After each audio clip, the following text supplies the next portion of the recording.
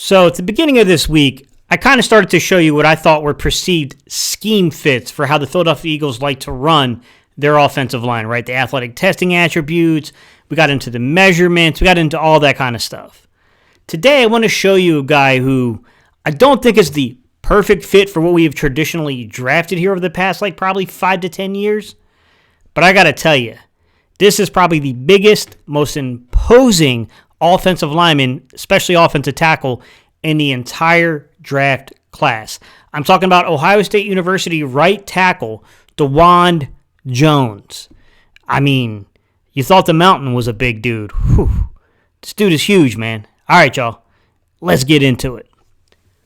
What's up, Cerebral Football fans? My name is Steven Hyder. This is Gate City Sports Channel. So, as I described Dawand Jones, there's a few people you can kind of go back to and look at and say, how would you make a similar comp to this individual? And some of the names that I came across were Daniel Falale, last year from Minnesota, big Australian dude. Jordan Mailata in the same breath. Jordan Mailata, big, Australian guy. Two of these guys, they're huge, massive human beings. Going back to the old school, Trent Brown. Trent Brown's a big dude himself. Orlando Brown Jr., another huge, massive dude. And then Evan Neal, who's also a recent NFL draftee. These guys are all massively large human beings.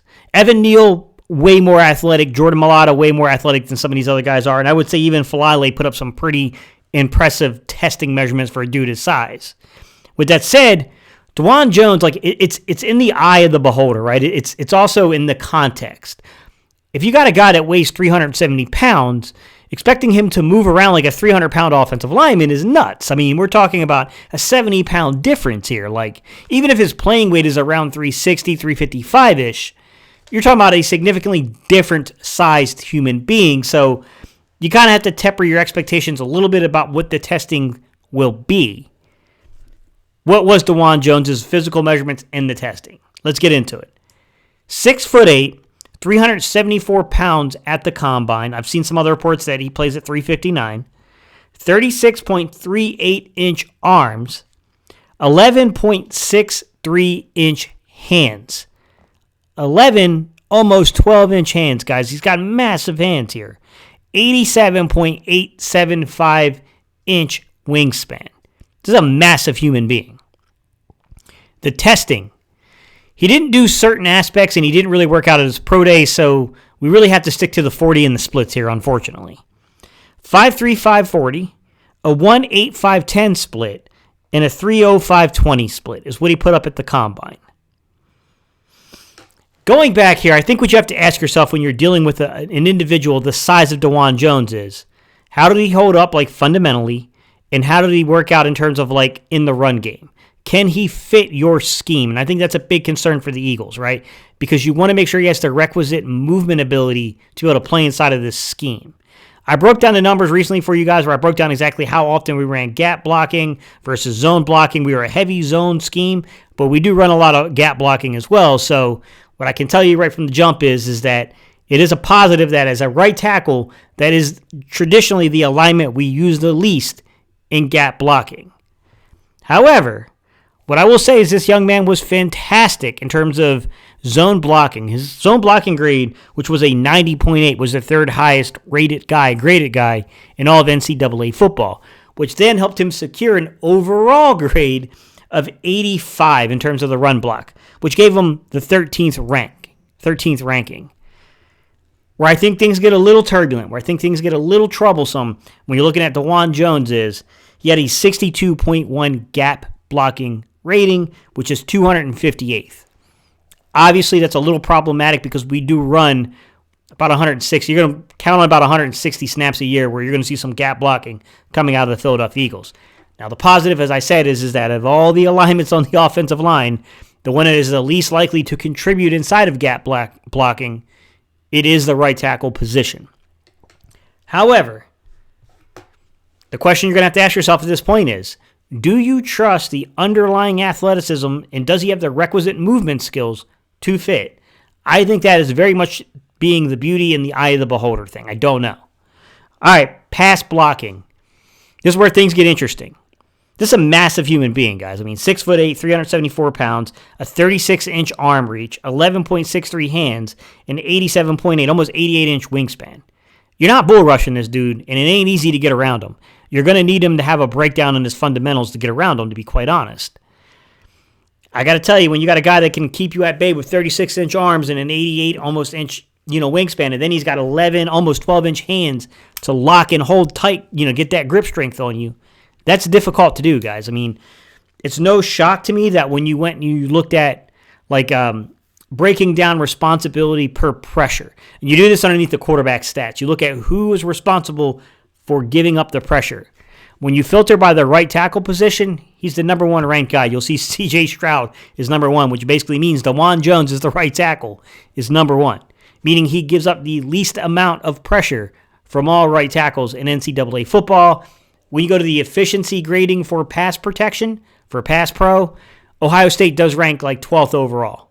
So very, very highly rated offensive line, very highly rated group of guys here.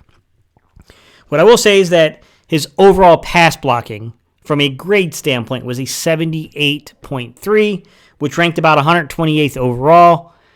That's not horrible considering the fact that if you go look at some of the scouting details, if you go look at like Tony Pauline and some of these other guys, I mean, they're going to point out a couple of things to you, which is number one, he doesn't often get beat, but what he does do sometimes is he commits some penalties. You got to be very careful with getting yourself caught into a bad position to where you start to lean or hold or do something that is going to draw a penalty. He's got to clean that up at the next level.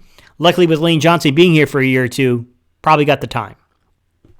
The other thing is they've pointed out that he has a tendency to overset with his heels, meaning he gets a little too inside, and then that causes him to not be able to utilize the full extent of that wingspan, that arm reach, and the power he should be able to generate because he doesn't have proper balance because of that. And then he'll mistime his hands at times. So mistiming your hands just probably means he's showing his hands too early, and then good enough defenders are getting around him because of that. Dawand Jones, I think, is a truly, truly interesting prospect. He's not an exact scheme fit, guys. I'm not going to lie to you, but they brought him in for a visit. So they wanted to kick the tires on this one to get a feel for who he is, right?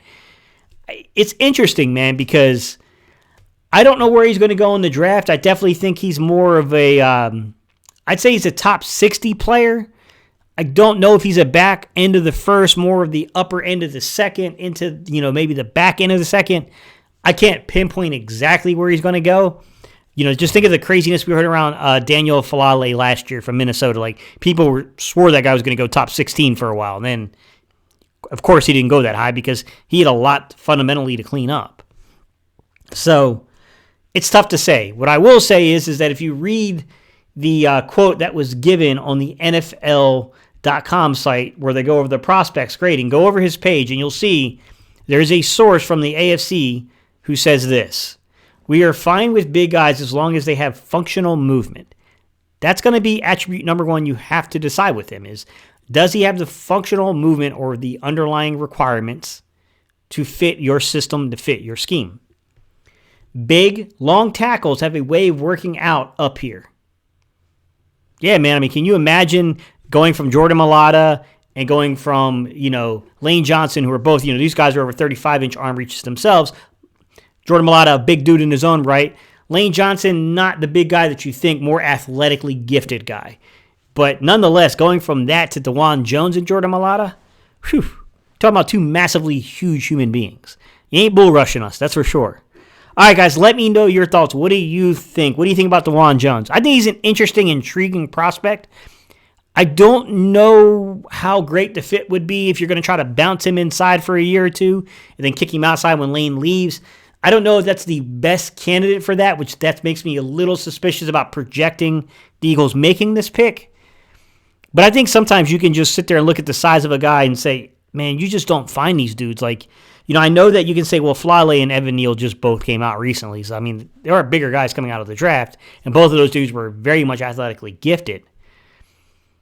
I don't know, man. I don't know that you're going to see this size guy who can have functional movement skills coming out that often. I don't know. We'll have to see. I guess time will tell, right? All right, guys, I appreciate y'all's time and attention. I'll see y'all in the next video.